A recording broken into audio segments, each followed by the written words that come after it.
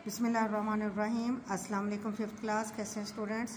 जी बेटे, हम मोहतरमा फ़ातिमा जना की हमारी एक्सरसाइज मुकम्मल हो चुकी है और आज हम उसके साथ अपना बी पेपर करेंगे, जिसमें एक कहानी करेंगे, चालाक लोमड़ी जिसका عنوان है। चालाक लोमड़ी।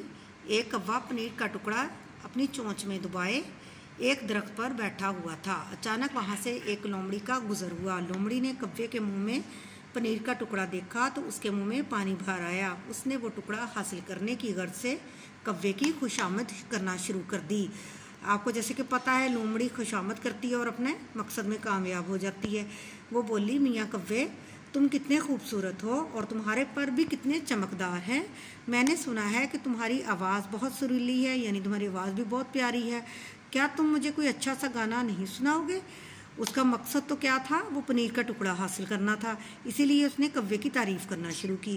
कौवा अपनी तारीफ़ सुनकर बहुत खुश हुआ। उसने गाना शुरू कर दिया। जो ही उसने अपनी चोंच खोली, पनीर का टुकड़ा उसके मुंह से गिर गया।